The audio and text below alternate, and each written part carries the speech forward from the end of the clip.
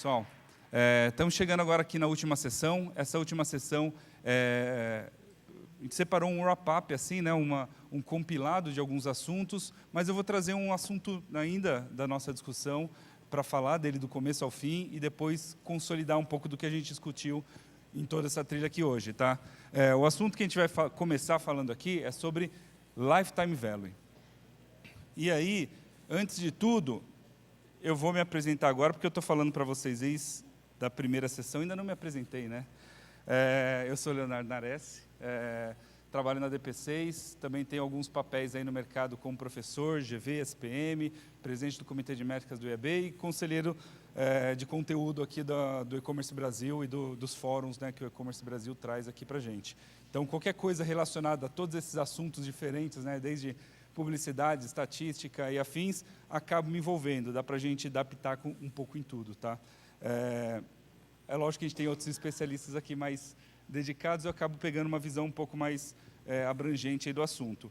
O que eu separei aqui para falar com vocês hoje é sobre o valor do cliente ao longo da vida inteira dele, né, o chamado Customer Lifetime Value. Em inglês, a sigla é CLV, mas vocês vão encontrar algumas vezes sem o Customer na frente, só Lifetime Value, ou seja, LTV. Tá? É bem comum vocês verem qualquer uma dessas siglas aqui.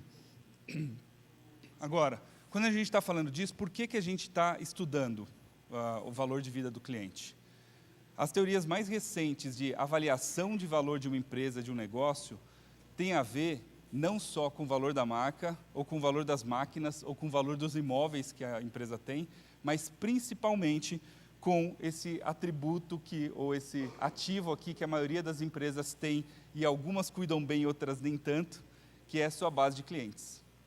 Esse é um dos ativos mais valiosos nas empresas hoje em dia. Quando a gente vai pegar algumas empresas que têm uma base gigantesca, isso leva o valor dessas empresas lá para cima.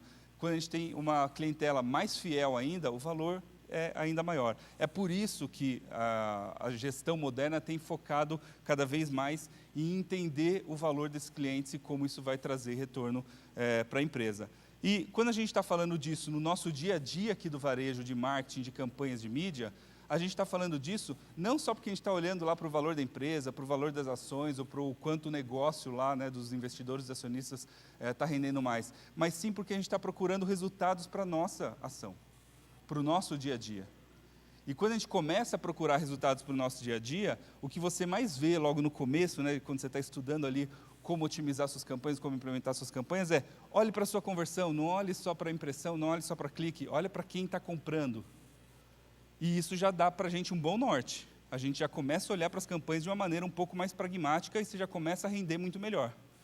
Só que esse é só o comecinho da jornada. Por quê? Adianta a gente vender muitas, né, ou gerar muitos pedidos de produtos com um ticket médio muito pequeno, com um valor muito pequeno, você vai gerar pouco dinheiro para a empresa, você vai movimentar pouco dinheiro para o negócio. É aí que começa a etapa da gente começar a otimizar as campanhas com foco na receita. Olhar muito mais para o dinheiro que a campanha está trazendo do que propriamente pelo número de conversões. Você pode ter feito metade das conversões do mês passado, mas se você gerou o dobro de receita, a sua empresa ficou maior.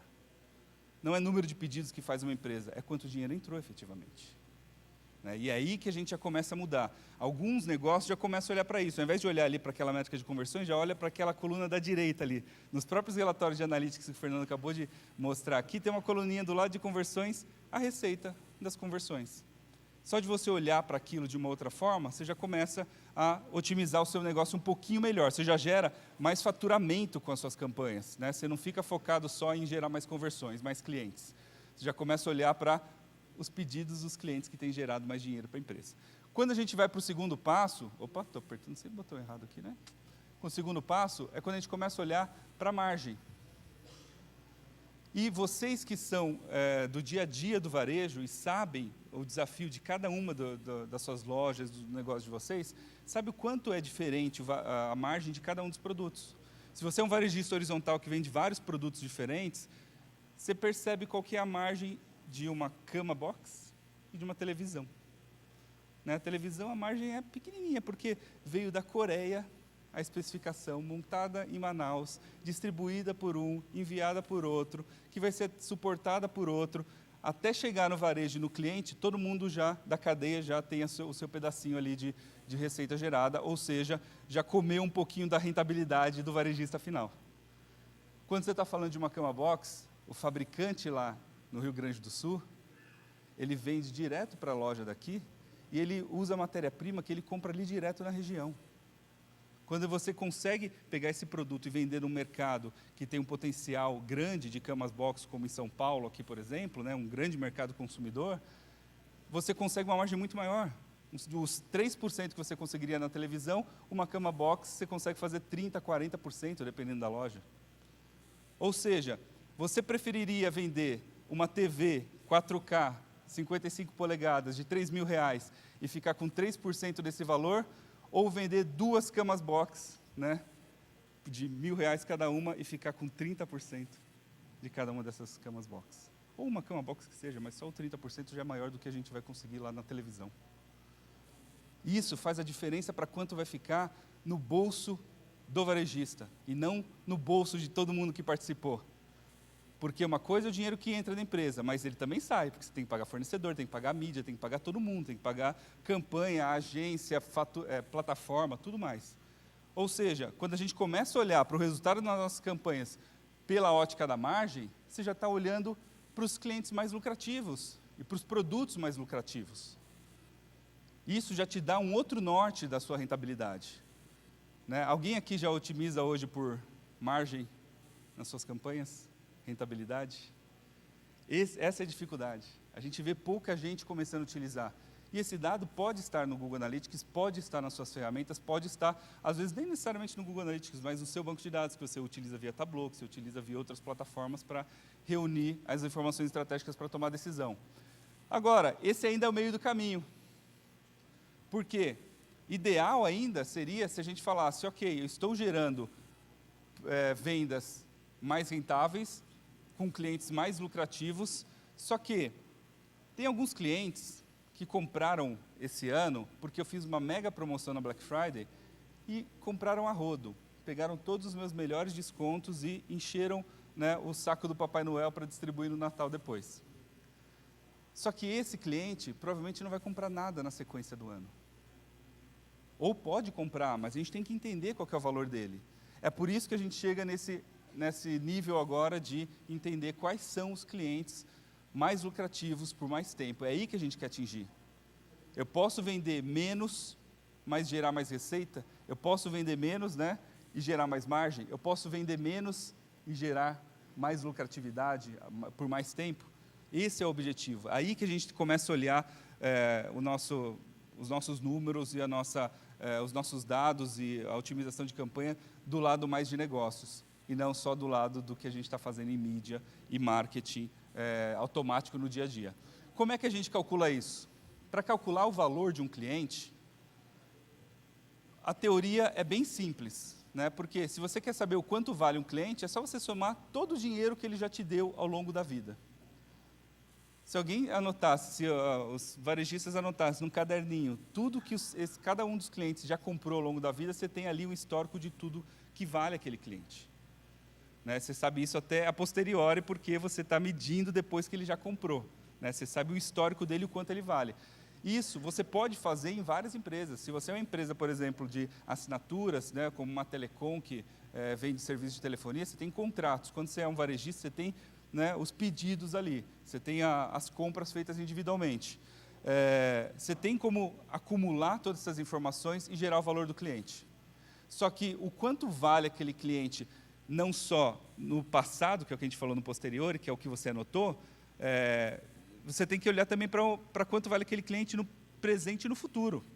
É por isso que a gente começa a colocar outras variáveis do relacionamento com o cliente para tentar entender o potencial desse cliente.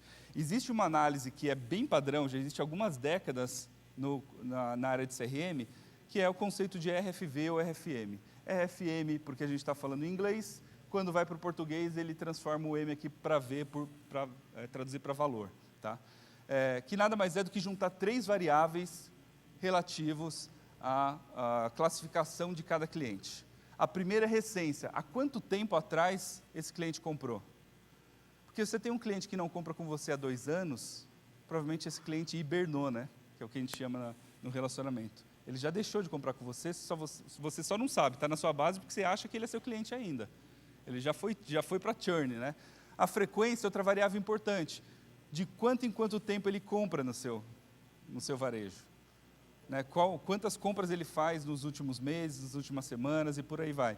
E o valor monetário é quanto ele gasta com você, o quanto ele realmente gera de receita ou margem para o seu negócio. Quando a gente junta essas 3 variáveis de cada um dos clientes, a gente começa a entender quem é melhor do que quem.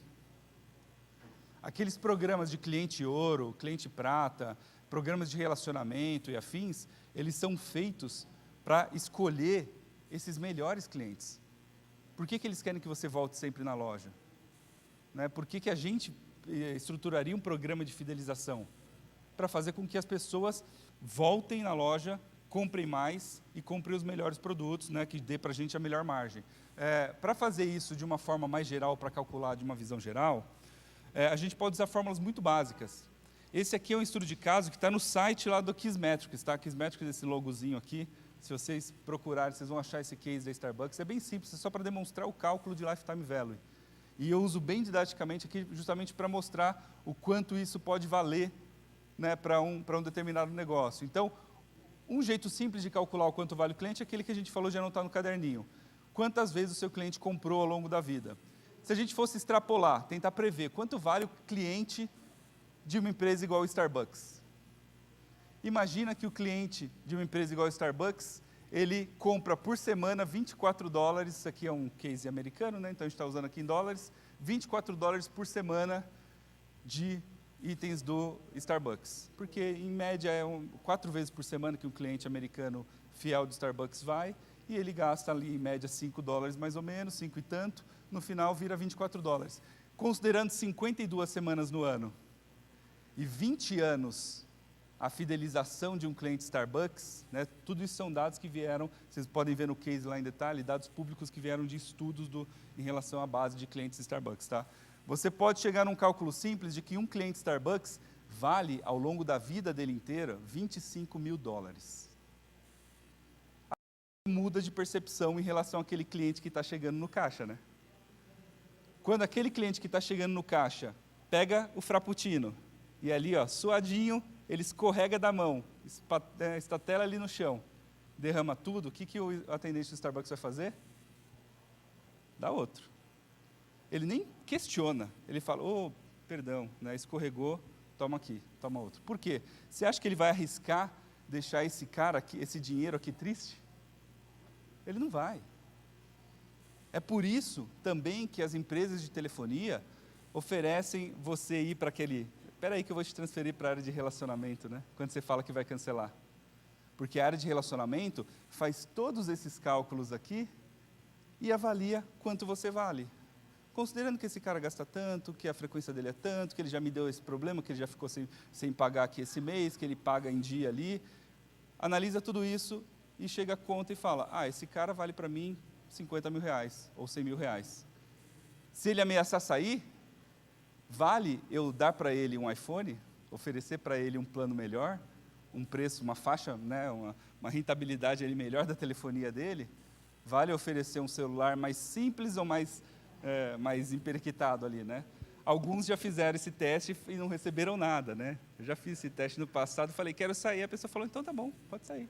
Eu descobri que eu não valia nada para aquela operadora. Na outra operadora, quando eu falei que iria sair, falaram, não, peraí, fica com a gente vai te dar um celular com um plano melhor, mais isso, mais aquilo, né? Porque para cada empresa o seu valor é diferente. Ou seja, esses cálculos aqui já são utilizados há muito tempo. Aqui é um jeito simples de calcular. Quando a gente chega num jeito mais complexo e mais interessante, né, de usar informações da base, a gente calcula até a taxa de retenção. Qual que é a probabilidade daquele cliente sair da minha base de clientes nos próximos meses? Qual a taxa de juros, né, ou a taxa de desconto que a gente usa em relação ao valor futuro desse dinheiro que ele vai trazer para a gente? Esses dados podem mudar à medida que a gente vai evoluindo na complexidade da nossa análise. Por exemplo, nesse caso aqui, se a gente fizer esse cálculo simples, nosso cliente Starbucks vale $25 mil. Se a gente considerar a probabilidade dele sair, dele ir para o concorrente, a inflação relacionada a esse dinheiro que eu ainda não tenho, porque eu vou ganhar ele no futuro e afins, esse cliente, na verdade, vale $11 mil aqui nessa fórmula um pouco mais completa. aí a gente já consegue entender isso de uma maneira melhor. Mas existem várias formas de calcular, esse aqui é um exemplo, e é por isso que a gente começa a tomar decisões em cima desse tipo de análise. Quando a gente está falando do RFM, é parecido com isso. Só que o que a gente está fazendo é categorizar os nossos clientes pela recência, quantos dias atrás ele fez uma compra, qual a frequência, ou seja, quantas compras ele fez no último ano e qual o valor ele gerou aqui para a gente nos últimos 12 meses também. Quando a gente coloca todo mundo da nossa base com essas informações e faz uma análise agrupada disso, a gente consegue chegar a alguns grupos interessantes de clientes. A gente consegue encontrar, por exemplo, quem são aqueles meus clientes que compram muito frequentemente, 4 vezes por ano, fizeram a última compra há menos de 2 semanas e geram para mim um ticket médio maior do que minha média, o dobro da minha média aqui da minha base. Você, na hora que fatiou a sua base e encontrou esses caras, essas pessoas que estão na sua base, que são os nossos autogastadores aqui, né, elas têm que ser tratadas muito bem. Você tem que oferecer os primeiros mimos, né, as primeiras, vamos dizer assim, ofertas ali mais especiais para eles. Se algum desses falar que quer sair, ou que não quer comprar, ou que não gostou, você tem que prestar atenção no que ele está falando. Porque se esse cara deixar de comprar, ele vai tirar muito mais dinheiro de você do que esses outros aqui. Na hora que a gente avalia isso tudo numa base, você pode criar vários grupos. Aqui está um exemplo só de 4 grupos que são principais aqui numa análise dessa. Tá? Quem gasta bastante, quem gasta médio, quem tem risco de deixar de ser seu cliente e quais são aqueles que geram muito, mas não rentabilizam quase nada. Né? Aqui a gente tem, por exemplo, a maior parte da nossa base desses low spenders. Esse eu não preciso me preocupar. Se eu perder esse cliente, eu estou perdendo por ano $4. Agora, se eu perder um desse aqui de cima, eu estou perdendo $154 aqui. Isso já faz a diferença, a gente enxergar o nosso cliente de maneiras diferentes. Né? A gente teve uma sessão no painel aqui de UX CRO ontem, com o pessoal da Digito CRM, esse stand que está aqui na frente. Na plataforma deles faz cálculo automático, você coloca todos os seus clientes lá, ele já calcula isso automático.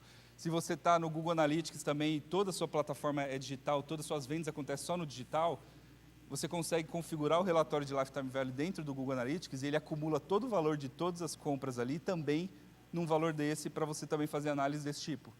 E aí depois, o que a gente faz com esses grupos? O que serve, como é que a gente interpreta esses grupos? Bom, depois que a gente coloca tudo isso em grupos na nossa base, a gente começa a entender que uma boa parte deles, a maior parte deles, né, são clientes que são lucrativos, senão o nosso negócio já estava falido. Né? Então, imagino que vocês já estejam trabalhando isso ao longo do tempo, tenham feito boas otimizações. Seu negócio ali está estável, está bom, a maior parte dos seus clientes é lucrativa. Não são os mais lucrativos, mas a maior parte é médio lucrativa. Tem um pedaço aqui no comecinho que são aqueles que não são lucrativos, aqueles low spenders que a gente viu ali. Isso aqui é uma curva de distribuição normal, que acontece na maioria das bases. Tá? É uma distribuição estatística, considerando que a maioria das empresas acaba tendo perfis parecidos de clientes aí, mas cada empresa pode ter uma peculiaridade, essa curva pode ser um pouco diferente. Mas lá no finalzinho aqui da curva, a gente tem 20% ali, em média, de clientes que geram a maior parte da sua receita.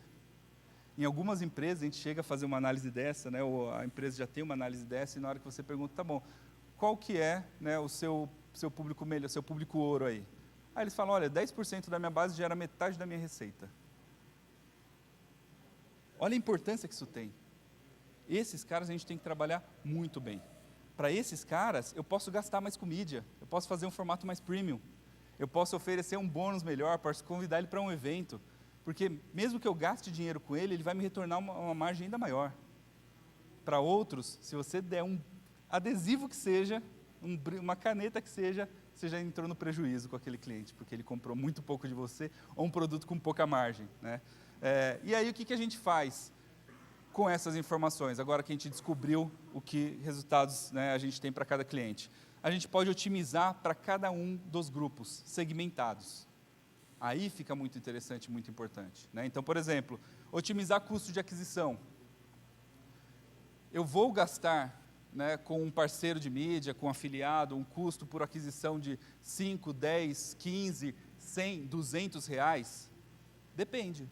Depende para quem é o seu público, né? Qual é o seu público da sua campanha, e o quanto aquilo vai trazer para você de clientes que tem uma alta rentabilidade ou não. Se você falar, estou fazendo uma campanha para os meus melhores clientes com um CPA altíssimo, faz as contas, compara se o custo de aquisição daquele cliente vale o quanto ele vale ao longo da vida. E isso já vai dar para você a noção de você deve cortar ou não aquela campanha. Se você descobre que não, seu custo por aquisição está maior do que o lifetime value da sua base, ou de determinado segmento que você está fazendo a campanha, cara, aquela campanha não vale a pena, pode cortar. Né? Você está gerando prejuízo. Do mesmo jeito, a gente pode incrementar vendas para clientes potenciais. Né? Então, se a gente descobre que tem alguns clientes ali que são mais interessantes e tem um alto potencial, porque eles têm uma frequência maior e a última vez que eles fizeram compra já faz um mês, mas geralmente eles fazem a cada 9 dias, você pode fazer um segmento desse no seu Google Analytics, um segmento desse no seu CRM e atingir eles com uma oferta para eles voltarem a comprar. E provavelmente eles vão, porque eles são clientes fiéis. Né? Você só precisa estimulá-los. E ainda reter clientes valiosos. O cliente que já está há algum tempo sem fazer compra, mas tem um valor altíssimo ali, um V, um M altíssimo, ele pode estar considerando o concorrente, né? Ou já pode ter até comprado do concorrente e você não sabe. É aí que você pode entrar para fazer uma ação de retenção. Tentar chamar ele de novo, tentar recuperar ele. Se for um produto de assinatura, você já sabe quando ele deixou de assinar. Se for um produto de venda, você pode perceber que ele deixou de comprar nos últimos meses e oferecer descontos para ele voltar a ser seu cliente, já que ele tem um comportamento um pouco mais fiel. E aí isso vai facilitar o seu futuro. Porque cada ação dessas que a gente faz baseada num segmento tem um único objetivo de fazer incrementar o quanto entra de receita líquida ali daquele cliente para você. Se você acaba de adquirir esse cliente, ele vale X de receita para você. Na hora que você, depois de entregar o produto, você fala, olha, mas também tem um outro produto que pode ser do seu interesse aqui. Eu te vendi a televisão, mas aqui tem o suporte da televisão, tem o cabo HDMI, tem a antena digital, que você pode levar junto e né, a gente faz um pacote especial. Na hora que você faz um upsell aqui, por exemplo, você está agregando mais margem. E alguns desses produtos que você faz upsell, a margem é muito maior, né? Não é à toa que a Apple vende o MacBook ali, mas vende também todos aqueles cabinhos e dongles ali, né? O quanto ela gera de receita ou margem com aqueles cabinhos e dongles, provavelmente até maior do que vários produtos que ela vende, né? Por padrão ali. E isso acontece em vários outros mercados, tá? Quando você vende acessórios, eles acabam às vezes sendo até o motivo da empresa ter dinheiro para investir na base de clientes. Você pode reter os clientes, você pode fazer cross-sell, cruzar produtos de categorias diferentes e oferecer isso para gerar mais receita. Né? Algumas otimizações possíveis de mídia. Como eu já falei, a primeira coisa que você tem que comparar é se o seu valor de cliente é maior do que o seu custo de aquisição. Se você está gastando mais para adquirir aquele cliente do que ele vale, aquela mídia não está valendo a pena. E outra, se você fizer isso integrado, né, juntar todas as suas plataformas, todas as suas compras de mídia numa plataforma só e juntar tudo isso numa base só, você vai juntar quanto você pagou de mídia em todas as plataformas, porque você pode atingir as mesmas pessoas no Facebook, no Google e em todos os outros parceiros. Você pagou um clique no Facebook, porque ele clicou na sua campanha, você pagou um clique no Google também. No final, você achou que você estava pagando só um CPC de R$1 para cada um deles, no final, ao longo do mês, esse cara te gerou 15 cliques, você pagou R$15 para adquirir aquela pessoa. E se seu produto não te dá pelo menos 15 de margem, você já entrou em prejuízo. E se aquele seu cliente não tem pelo menos 15 de lifetime value, não é um cliente que vale. Né? Ou de lifetime value potencial. Ou seja, aí a gente já começa a entender se um segmento, se um produto, se uma oferta, se uma campanha está realmente sendo rentável. Na média, quando a gente olha, né, na maioria dos estudos aqui, o Fernando falou bem disso, quando a gente está olhando ali a média do nosso funil, ou funil como um todo, relatório de funil, a gente está olhando a média, todos dividido por todos, né? Quando a gente olha individualmente, faz segmentos, você começa a ver onde está o problema. E a estratégia das empresas que tem melhor gasto o seu dinheiro e usar esse dinheiro para inovar mais e fazer mais vendas, é justamente entender quais são os melhores e os piores e descartar o investimento nos piores e começar a investir nos melhores. Então, você começa otimizando pela média, depois você aprofunda a sua análise e começa a chegar lá. Outra opção aqui em otimização de mídia, quais são as campanhas que mais acumulam Lifetime Value? Quais são as campanhas que depois dela fizeram a minha base mudar o patamar, né, de valor do cliente ali? A gente pode fazer uma análise dessa. Podemos aqui fazer uma ação com muito cuidado de negativar clientes com baixo Lifetime Value.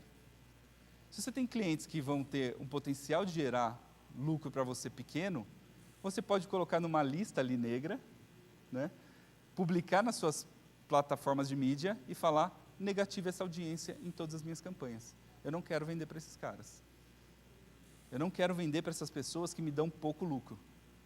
E aí o que você vai fazer com esse dinheiro que você não está gastando com essas pessoas? Você vai estar investindo nas pessoas que geram mais lucro para você, ou seja, naturalmente seu resultado vai aumentar. Só de você tirar o que é ruim, colocar o que é melhor, e isso, né, acaba melhorando o seu resultado final. Você pode também fazer estratégias mais avançadas. Então, por exemplo, você tem aqueles 4 grupos ali de clientes. Faz 4 audiências segmentadas no Google Analytics e exporta para o seu Google Ads. E aí você já descobre o que é cada um daqueles clientes na sua campanha. Você pode fazer um bid diferente. O seu custo por clique máximo, o seu custo por aquisição máximo em cada plataforma pode ser de acordo com o grupo. Então, você faz uma campanha só para clientes ouro ou high spenders. Coloca ali que o CP Max é de 50. Você vai ficar em primeiro na frente de todos os concorrentes. Agora, para aqueles que são low spenders, você coloca o CP Max de 50 centavos. Para garantir que você vai ter lucro se você vender para aquela pessoa. Senão, você vai gastar mais do que vai gerar com aquele cliente, né? Então, essas são algumas das possibilidades para a gente trabalhar. Então, para operacionalizar tudo isso, a gente pode pegar a nossa base de dados, que a gente já colocou aqui, classificou cada um dos clientes nas categorias ou nas frequências certas aqui, calculou o lifetime value deles, separou qual é o grupo, e aí a gente pode subir essa base no Google Analytics via Data Import, pode subir essa base no Facebook ou no Google Ads, e usar o Customer Match, Custom Audience e segmentar cada um deles. Ou, se você já tem uma plataforma um pouco mais avançada de gestão de dados, um DMP, um CDP, você pode fazer um match nessa plataforma de mídia e depois atingir cada um separado e especializado. Porque daí, no final, você vai ter como competir melhor com o seu concorrente, falando, né, olha, esse meu concorrente está gastando o mesmo que eu estou gastando de mídia, mas eu vendo mais do que ele. Por quê? Porque você não vende para quem não te dá lucro. Você vende só para quem te dá o lucro, né? Você segmenta e negativa cada um desses. Bom, e para a gente seguir para o futuro em relação ao que a gente pode fazer? Vocês viram que esse trabalho que a gente fez aqui não chega a ser tão complicado, né? Quem quiser saber mais um pouquinho sobre isso, se vocês fizerem qualquer busca no Google sobre calcular lifetime value, você pode fazer isso numa planilha, né? Eu conheci vários dos clientes e varejistas que começaram fazendo isso em planilhas. Depois eles foram para o Tableau, depois foram para um banco de dados, depois levaram isso para o Analytics e para outras plataformas e seguiram. Vocês vão achar até literatura, livros ensinando a fazer isso e como você colocar no seu dia a dia. Algumas das plataformas de CRM já fazem até isso para você mais automaticamente. E você só tem que escolher as estratégias e como ativar para fazer a diferença. Agora, e se eu quiser dar um passo além? Falar, quanto vale o cliente hoje e qual o potencial que ele tem baseado naquelas categorizações de RFM, RFV ali, a gente está inferindo que ele vai continuar comprando. A gente está achando que a frequência dele realmente influencia, que a recência dele realmente influencia. Só que quando a gente faz isso para milhares de clientes, e alguns e-commerces de vocês vão chegar nessa marca nos próximos meses, nos próximos anos, você pode fazer com que os dados trabalhem a seu favor e aplicar um pouquinho mais de ciência de dados para entender como é que isso funciona. Só que para isso, para a gente entender como é que isso funciona e gerar recomendações, a gente tem que fazer uma divisão aqui entre tipos de base de clientes. Por quê? As bases de clientes que são contratuais, clubes de assinatura, telefonia, celular, streaming, TV a cabo e afins, você sabe exatamente qual a vigência de cada contrato. Para o cliente sair, ele tem que pedir para sair.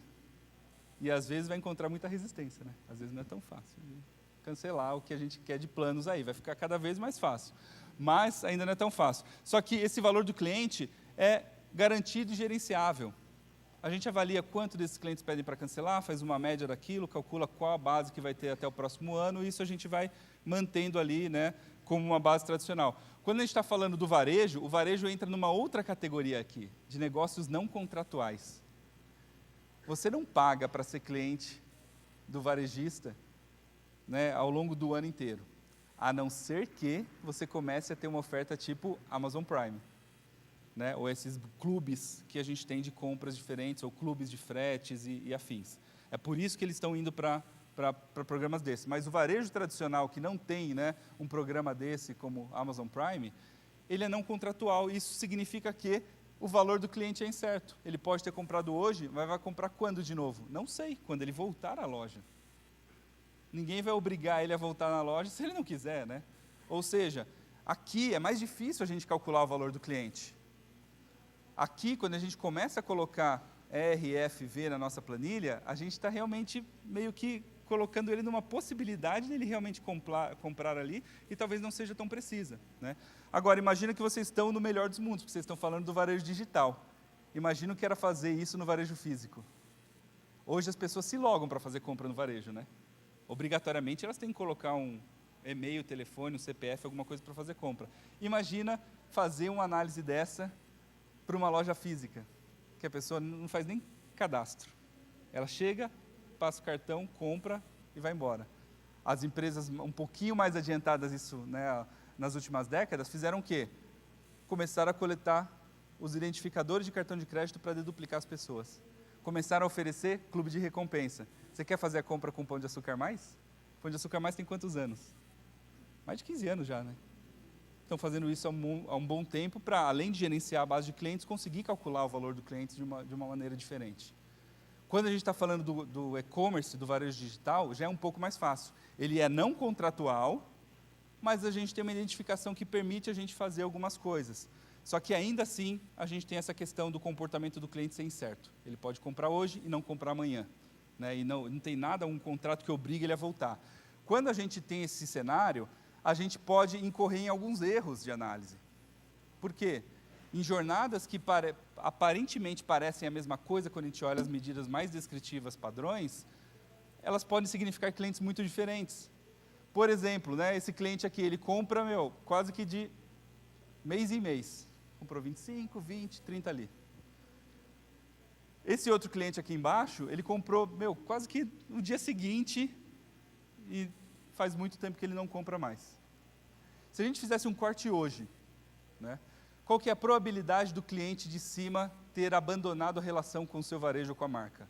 Quase nenhuma, né?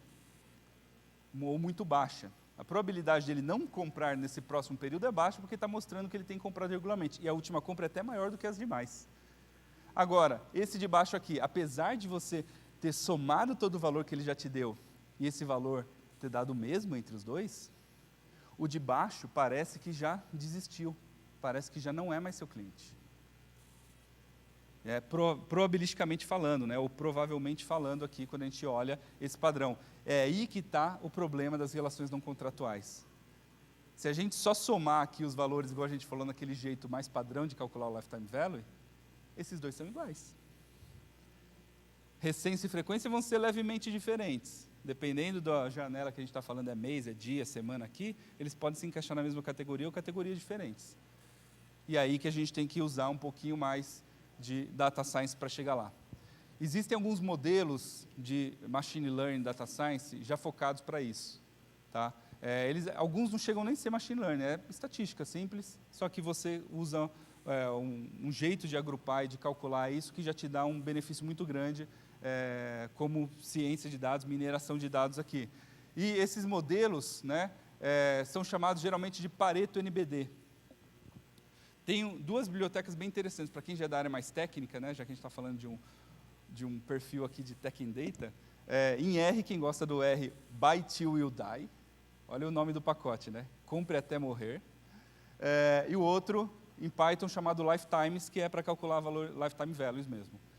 E se você utilizar pacotinhos desses de Data Science, colocar sua base de clientes ali e colocar esse padrão de compra de cada um, ele consegue te fazer uma previsão de quando cada cliente vai comprar nos próximos dias, semanas e meses. Porque ele pega todo esse caminho aqui e calcula qual que é a probabilidade dela continuar se repetindo. Igual essa daqui, ó, parece que ela se repete em grandes ciclos. Provavelmente aqui vai ter uma compra. E esse daqui, comprou vários, parou aqui. Será que ele vai comprar aqui? A probabilidade é menor do que essa aqui de cima. ele faz isso um por um para a sua base toda, calcula similaridades e te dá uma previsão, um forecast da jornada de cada um. Aí você consegue ser mais preciso do que o RFM e o RFV, que vai ser uma média da sua base, que vai ser uma segmentação e que depois vira uma média por segmento ali também. Então, se a gente quer um pouquinho mais para frente, a gente já tem que olhar para o valor futuro desse cliente, o lifetime value futuro. Senão você corta aquele cliente porque você fala, olha, esse cara nunca comprou muito de mim, não, ele fez 2 compras e me deu R$10 de margem, eu vou negativar ele da minha campanha. Mas aí você olha a jornada dele e vê que ele tem aumentado, e que uma categoria de produto que ele comprou, a próxima que ele vai comprar, segundo as outras jornadas, na hora que a gente analisa com Data Science, é uma categoria muito mais rentável, muito maior. E ele tem um lifetime value previsto de 1.000, e você simplesmente não considerou essa previsão. Você considerou só o que você tem até hoje. E você deixou de fazer marketing para aquele cara, para aquela pessoa. Né? Ou seja, esse perfil aqui de trabalho, ele já é um pouco mais complexo. Né? Quem ainda não está fazendo o RFM, começa pelo RFM, vai estruturando a base. Depois você tem a base estruturada, pular para cá é bem mais fácil. Né? Deixa eu voltar aqui. Isso aí. Pular para a base aqui vai ser bem mais fácil. Né? Pular aqui para o nosso Data Science vai ser bem mais fácil. Bom, e ele vai fazer a diferença no seu dia a dia ou no seu resultado? Você vai investir primeiro nos clientes que têm alto potencial no futuro. E clientes novos podem ser avaliados naquela hora, porque você vai compartilhar características em relação a eles que vai te permitir avaliar se ele tem um potencial futuro baseado na semelhança que ele tem com os outros clientes. Sabe igual o lookalike das campanhas de mídia? Você coloca uma base de clientes lá que já comprou com você e as plataformas de mídia encontram pessoas parecidas que têm potencial de comprar com você também. Com o Lifetime Value Preditivo, você faz a mesma coisa. A pessoa está entrando hoje para comprar com você e você já fala, olha, esse perfil de cliente aí parece que, tem mais 1.000 pessoas muito parecidas com ela. Características demográficas, características de técnicas, dispositivas e o produto que ele começou comprando. Ou seja, eu posso fazer uma previsão do futuro.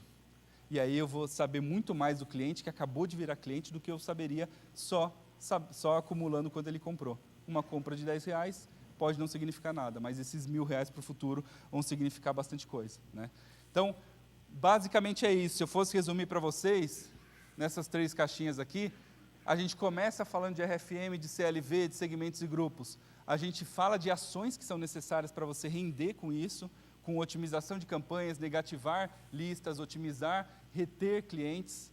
E depois, no final, a gente pode evoluir com modelos preditivos para relações não contratuais, como é o caso do varejo. Tá? Essa é a visão que a gente tem de Lifetime Value. Agora, nos últimos minutos, eu vou fazer só 4 recadinhos para vocês aqui. Por quê? O que vocês lembram, ou quem participou aqui da plataforma, da palestra de engenharia de dados, para levar para casa? Eu separei aqui um tópico de cada uma delas, só para vocês não esquecerem. Porque tudo que a gente planejou aqui para hoje foi para fazer uma escadinha do que é importante. Quando a gente falou lá de engenharia de dados no começo, a gente falou da importância de criar um data lake, um data warehouse e reunir os dados internos e externos para que você faça uma boa base para fazer sua análise. E, principalmente, investir em pessoas e em governança de dados. O Fábio falou isso bastante, né? Planeje quem vai ter acesso e qual a regra de governança dos seus dados no começo, para que depois você não tenha dor de cabeça. Depois você vai descobrir que tem um monte de gente acessando que não deveria acessar, quem tem acesso a esse dado, quem governa aquele dado, quem puxa isso, quem puxa aquilo. Tá? Na sequência, a gente falou de modelo preditivo Machine Learning.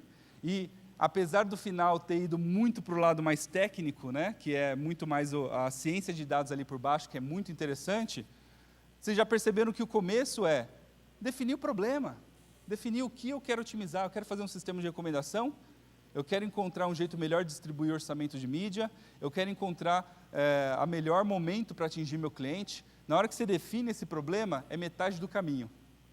Depois, você pode usar ferramentas mais automáticas, fazer modelos simples. Você pode usar algumas plataformas de AutoML para não ter que ter uma equipe gigantesca de cientistas de dados. O seu analista de BI, ou quem é dessa área de marketing, às vezes pode interagir com uma plataforma dessa de uma maneira um pouco mais simples. E depois, começar a evoluir, né? Avaliar desempenhos, saber desistir quando o modelo não está bom, ir para outros lados, investir numa equipe maior em conhecimento, investir em cursos online sobre data science, investir em formação da equipe, investir em aumentar esse conhecimento dentro de casa para que vocês consigam fazer isso cada vez melhor. É uma tendência, vocês vão ter como fugir. Nos próximos anos vai ter um monte de nerdinho novo sentando do lado da área de marketing e vendas para que isso funcione cada vez melhor. Né? E nerdinho eu não falo pejorativamente, porque somos todos nerdinhos na DP6 e em várias outras empresas que a gente conhece que trabalham assim. E são, na verdade, é um perfil, na verdade, mais dedicado a dados que a gente fala, ou tecnologia. Né? Então, invista nesse aspecto inteiro da ciência de dados. App Analytics, a gente acabou de falar agora há pouco aqui, a gente tem que se preocupar muito que uma ferramenta só não dará conta, a gente tem que entender a jornada do consumidor, e a gente vai precisar atribuir instalações e conversões para otimizar a jornada como um todo. Não deixe tudo isso para a última hora. Se você souber que você vai trabalhar com apps, já planeja, olha, vou precisar de um Tag Manager, vou precisar de um Firebase, mas eu vou fazer campanha? Espera aí. Preciso de um AppsFlyer ou de um Adjust para conseguir atribuir as instalações. E entender se aquilo vai fazer sentido para mim ou não. Eu vou usar só Google, vou usar Facebook, como é que eu vou misturar tudo isso? Tá? Não é tão intuitivo e rápido como é fazer uma campanha web. O app exige alguns passos extras. Né? E, no final, a palestra do Fernando agora falou sobre atribuição em Enhanced E-Commerce. Vocês que usam o Analytics aqui, corram atrás desses dois recursos. Um vai te ajudar a otimizar a sua oferta de produtos e a experiência no seu carrinho, nas suas listas, nas suas promoções. O outro, a atribuição, vai te ajudar a otimizar as suas campanhas de mídia.